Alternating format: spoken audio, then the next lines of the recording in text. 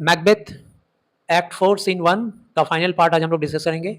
All the witches together they say that show his eyes and grief his heart. सारी witches एक साथ मिलके बोलती हैं तो आओ आकर इसकी आंखों को हम लोग दिखाई देते हैं जो ये देखना चाहता है, और कुछ ऐसा दिखाते हैं कि इसके दिल में पेन हो, इसको तकलीफ पहुंचे.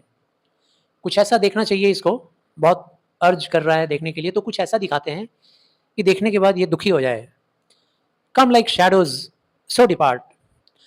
आओ शैडोज की तरह, परछाइयों की तरह सारी स्पिरिट्स को रिक्वेस्ट कर रही हैं वो लोग, अपने गाइडिंग स्पिरिट्स को कह रही हैं आओ. कैसे आओ? Like shadows, like reflections, shadow के रूप में आओ. And also pass away like the shadows. उनके बोलने का मतलब है कि आओ और जाओ भी कैसे? शैडोज की तरह. A show off 8 Kings. उसके बाद एक के बाद एक के बाद एक 8 राजाओं का शो वहाँ नजर आता है. The last with a glass in his hand. और सबसे लास्ट वाला जो उसमें राजा होता है वो अपने हाथ में ग्लास लिया हुआ है, एक आईना लिया हुआ है. उस आईने में बहुत सारे और राजाओं का इमेज वगैरह दिखाई दे रहा है. और सबसे लास्ट में बैंको फॉलोइंग कर रहा है, मतलब सारे राजाओं के शो के बाद लास्ट में बैंको का इमेज नज़र आ रहा है. ये सब कौन दिखला रहे हैं? सारी की सारी witches with the help of their guiding spirit. वो लोग दिखला रही हैं. किसको दिखला रही हैं? मैकबेथ को. और क्यों? जानबूझकर ऐसा शो दिखला रही हैं ताकि मैकबेथ और दुखी होए और परेशान होए. मैकबेथ कहता है thou art too like the spirit of Banquo. तुम तो मतलब एक इमेज को देख के जो कि उसको बैंको के इमेज जैसा दिख रहा है, कह रहा है तुम तो बिल्कुल बैंको के जैसे दिख रहे हो. तुम्हारा तो हाव भाव और शक्ल बिल्कुल बैंको से मिल रहा है, बैंको के स्पिरिट से मिल रहा है. डाउन, चलो हटो यहाँ से, पढ़ो, तुमको और नहीं देखना चाहता मैं. Thy crown does sear mine eyeballs. बोलता है कि दूसरे को देख करके बोला तुम्हारा जो क्राउन है ना, ये जो तुम्हारा दाई क्राउन, तुम्हारा ये जो क्राउन है, तुम्हारे सिर पे जो ताज है, वो कैसा देख करके लग रहा है? Burns my eyes. ऐसा लग रहा है जैसे मेरी आंखें झुलस जाएंगी. क्या देख करके? तुम्हारा ये ताज देख करके आंखें झुलस जाएंगी. मतलब I am feeling jealous because I am the king and in my position I can't see others wearing the same crown. तो तुम्हारे सिर पे ये क्राउन देख करके मुझे बर्दाश्त नहीं हो रहा है. ऐसा लग रहा है जैसे मेरी आंखें झुलस जाएंगी.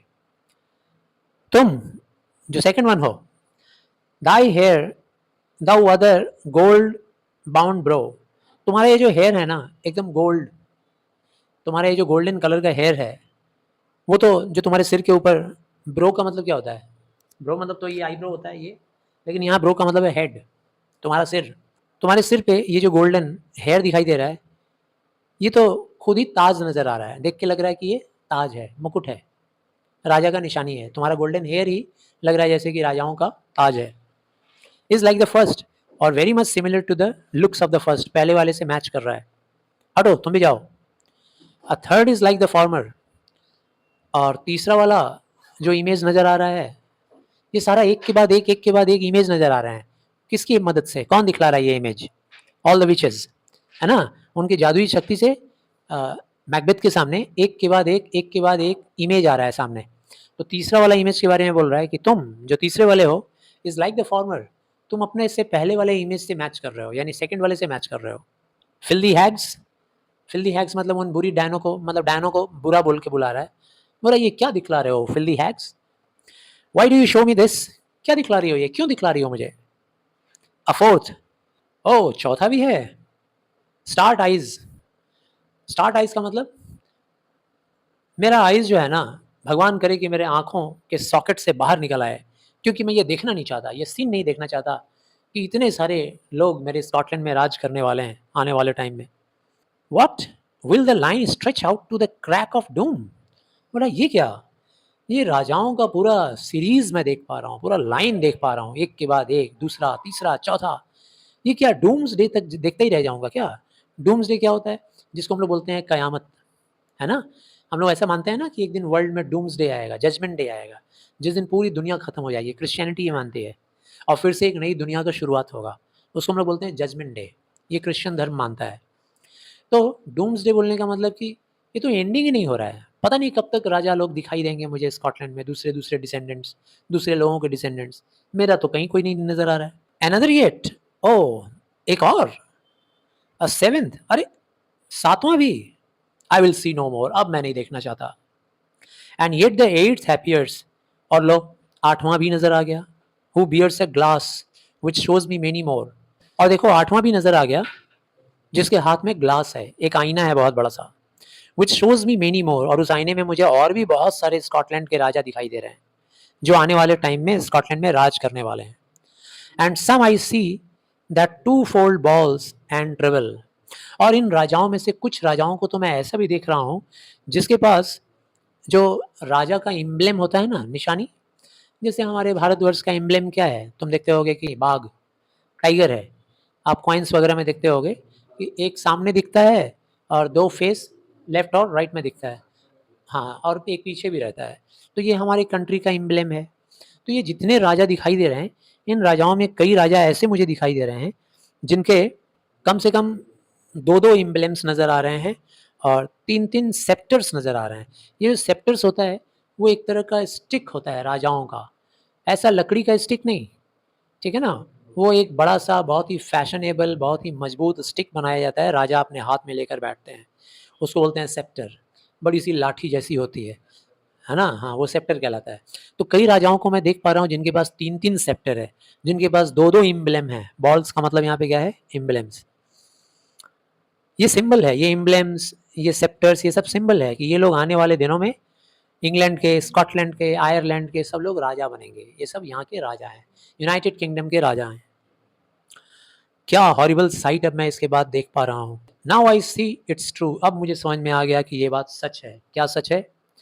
फॉर द ब्लड बोल्टर्ड बैंको स्माइल्स अपॉन मी, क्यों मुझे लग रहा है कि ये बात सच है कि आने वाले दिनों में इंग्लैंड, स्कॉटलैंड और आयरलैंड के राजा मेरा डिसेंडेंट कोई नहीं होगी बल्कि बैंकों के डिसेंडेंट होंगे और भी कई लोगों के डिसेंडेंट होंगे।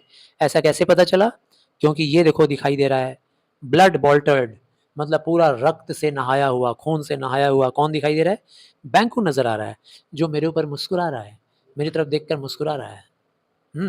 और मुस्कुराते हुए क्या कर रहा है? Points at them for his, point out कर रहा है, किसकी तरफ? पॉइंट आउट कर रहा है सबसे लास्ट वाला राजा की तरफ, कि देखो उसके पास वो जो आईना है ना, उसको देखो ध्यान से, और उस आदमी को देखो, उस राजा को देखो, क्या बोलना चाह रहा है वो?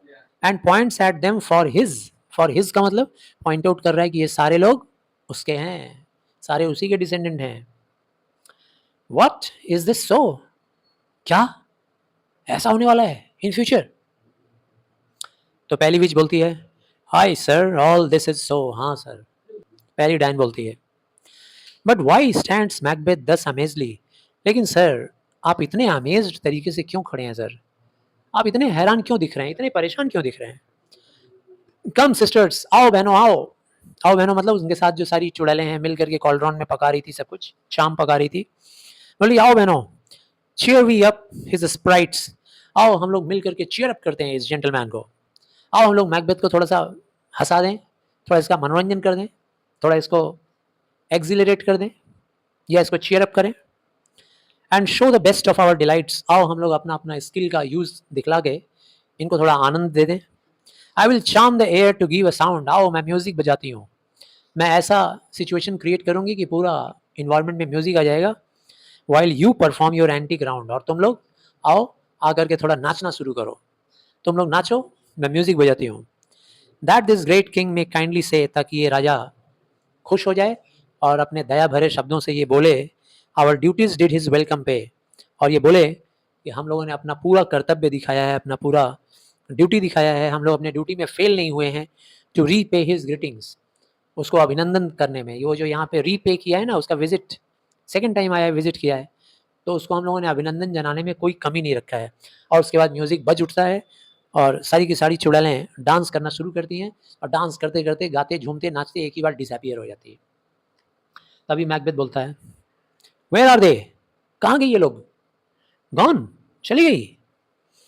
Late this pernicious hour, pernicious का मतलब ये जो डेडली आवर है, खतरनाक पल, इस खतरनाक पल को stand aye accursed in the calendar, बोल रहा है कि ये जो खतरनाक समय गुजरा है ना अभी अभी, कौन सा खतरनाक समय, उन डायनों का प्रेजेंस खतरनाक नहीं था, खतरनाक था जो उसने देखा, अपना फ्यूचर को देखा, जो 8 किंग्स का इमेज देखा और बैंको जिस इमेज को पॉइंट आउट कर रहा था उसी को बोल रहा है खतरनाक कर्स्ड मोमेंट बोल रहा है। बोल रहा है ये जो इविल आवर है इसको एक्कर्स्ड मान लिया जाए। आओ, एक्कर्स मतलब मान लेते हैं कि ये कर्स था मेरे ऊपर हमेशा हमेशा के लिए, और इसको कैलेंडर में नोट डाउन कर लिया जाए कि दिस इज अ कर्स, मेरे ऊपर कर्स हुआ है ये।